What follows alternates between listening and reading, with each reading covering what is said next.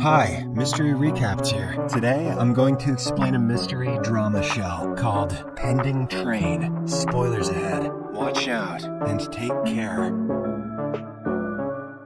The show opens in Tokyo on an ordinary morning with several people going about their daily routines. A hairdresser named Kayashima is about to board a train, wondering whether he should meet a certain person. At the same time, high school gym teacher Sai stands on the train platform on her way to work. She is startled when she comes across a man named Shirahama, who is her longtime crush. However, Shirahama doesn't seem to recognize her, and we learn that he is also waiting for the train. Not long after, the train arrives and all three of them step inside, along with several other passengers. Everyone is lost in their own thoughts and mentally planning out their days. But all of a sudden, an earthquake alert goes off, and chaos ensues as several people and items disappear. The train then enters a tunnel at high speed, followed by a loud impact sound that violently shakes the passengers. This causes them to lose their balance and fall to the ground. Sometime later, the train finally comes to a stop, and the passengers cautiously get up. They step out of the train, but are forced to find themselves in an unfamiliar forest. The crowd begins making emergency calls, but there is no signal either. As panic ensues, Shirahama introduces himself as a firefighter and assures them that everything will be fine. He then checks on each passenger one by one to ensure that no one was injured in the accident. Meanwhile, at the station, police discover that a train carriage has mysteriously vanished. They don't understand how something as massive as a train carriage could vanish without a trace. Could it have disappeared into the earthquake, sir? No, that makes sense. Back at the train, Shirahama decides to enter the tunnel to see if they can find any help. Sai and Kayashima also offer to accompany him, to which he agrees. They then begin walking through the tunnel until they reach the end, which shocks them. There is not a single building there. All they see is a vast desert and mountainous terrain. Shortly after, the trio returns to the train and informs the other passengers about what they saw. This makes the crowd even more terrified, and they believe that they are in another world. Shirahama then approaches everyone and asks for their names so that he can make a list. All 46 passengers share their details except for Kayashima, who refuses to reveal his name. Meanwhile, Sai is impressed by Shirahama and recalls that he visited her school to give firefighter training. That was the moment she first saw him and started liking him. Later, a girl named Rina comes across a newspaper article about a murder suspect seen near the train. She then becomes hungry and checks the bag next to her in hopes of finding some food. It turns out to be Kayashima's bag, and all she can find is a pair of scissors and a letter from prison. Rina quickly puts the stuff back where it was and secretly steals food from another bag. She eats most of the food and hands the plastic bag to Kayashima. Afterward, the passengers become hungry, so Sai checks her bag to distribute some of her food, but she is shocked to discover that someone has already stolen it and demands to know who the thief is. Kayashima is seen with the food bag, so Rina wastes no time in accusing him. She even reveals how she found a prison letter and weapons in his bag, implying that he's a criminal. Kayashima denies the accusations, but people don't believe him and become scared. This greatly disappoints the poor guy, so he decides to leave the group and try to find his way home alone. Later, the group begins taking out whatever food they have and divides it among themselves equally. A vlogger guy records everything, because of course there's one of those, and when he checks some of his earlier footage, he finds Rina stealing a bag of food. He immediately shows this to the others, and they're shocked to learn that Kayashima is innocent. However, Rina does not feel guilty and claims she didn't lie about the guy being a criminal. Sai and Shirahama are enraged at the girl and berate her, after which they set out to find Kayashima. Meanwhile, Kayashima wanders aimlessly until he comes across a dead-end ravine. He tries to inspect the surroundings when the ground beneath him suddenly crumbles, causing him to slip. Kayashima is now desperately clinging to a tree root on the verge of falling into the abyss. But, fortunately for him, Sai and Shirahama arrive just in time and work together to pull him to safety. Once he's safe, they apologize for not trusting him earlier and letting him go. Kayashima responds he couldn't care less, as he doesn't think of them as friends. The next day, the passengers are in a desperate situation as help still hasn't arrived. They begin scattering through the woods, hoping to find a way out. In the evening, a high school student reveals that he discovered a discarded can from a product with a manufacturing date of 2026. An old woman named Tanaka adds that he spotted Tokyo Bloom Tower, a structure scheduled for completion in 2026. Meanwhile, a botanist named Kaito reveals that he discovered a plant that should not have been scientifically developed developed for another 30 years. Based on these facts, the group speculates that their train has traveled 30 years into the future, where civilization has collapsed. Uh-oh. Shortly after, an injured man arrives at the train and frantically explains that he had found a cart of drinks, but before he could bring it here, someone stole it from him. The group immediately suspects Rina again, but she insists that she's innocent this time. Regardless, they conclude that the thief must be among them, leading to accusations and heated arguments. Shirahama intervenes to calm the situation and sets up a tarp to collect rainwater, hoping to capture at least some dew. Unfortunately,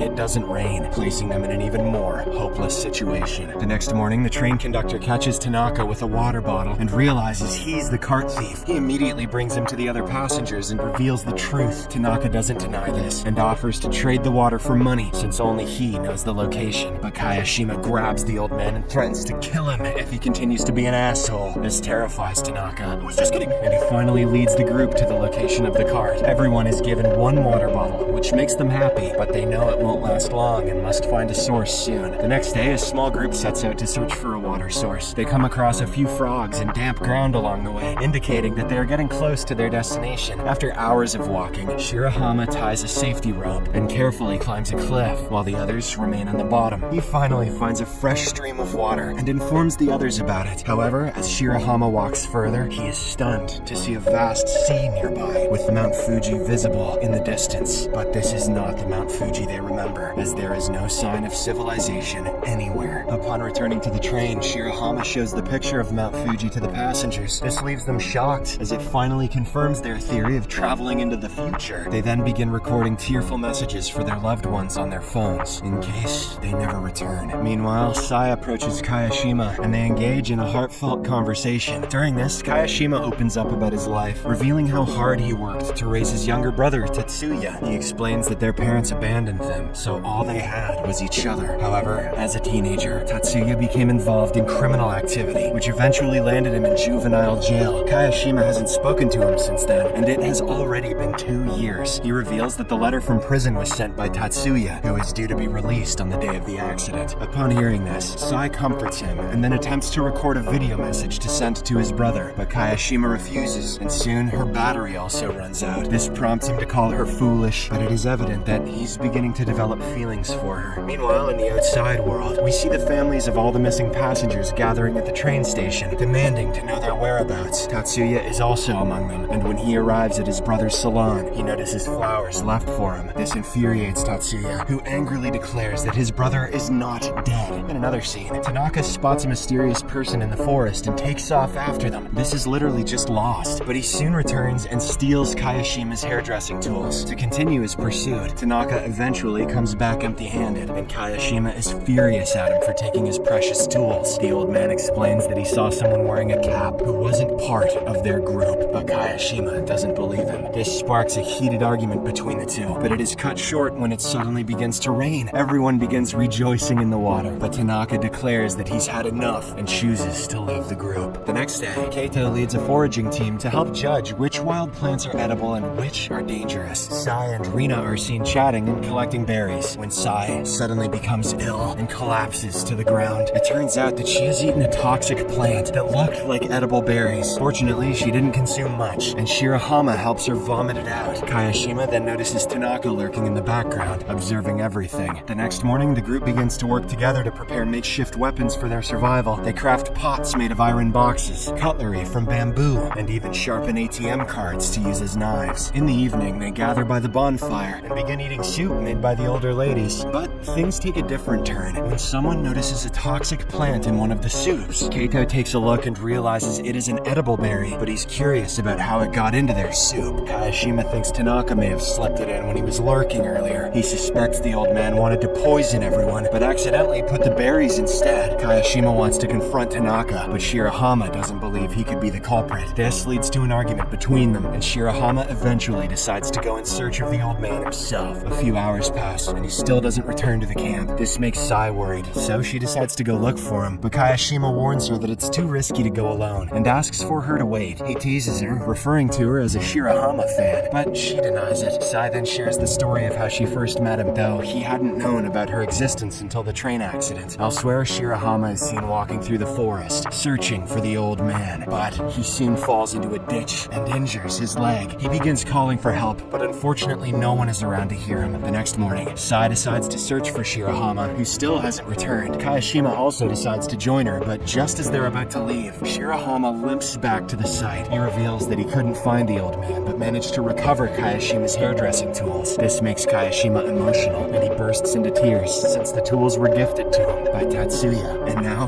he can make everyone fabulous. The other two console him, promising that they will soon find a way home so he can reunite with his brother. Afterward, Shirahama speaks to the group and explains that the soil was quite damp in the area where he was last night. He suggests that if there's a river nearby, they might be able to catch some fish as well. The group is thrilled by the idea and becomes determined to find the river. Meanwhile, in the outside world, police are looking for a suspect in a cap who stabbed someone at a train station a few days ago. Based on the CCTV footage, they discovered that the suspect boarded the same train that mysteriously vanished. Returning to the forest, we see Shirahama, Kayashima, and Keito exploring the woods in search of the river. They soon notice a bird, which suggests there might be something to eat nearby. Keito walks ahead to investigate, and the other two notice a strange man wearing a cap in the distance. Shortly after, they hear a groan, which turns out to be Keito, who has been brutally stabbed. Unfortunately, the culprit flees before they can catch him, and the episode ends here. Subscribe for more videos like this, turn on notifications, and leave a like to help the channel out. Thank you for watching.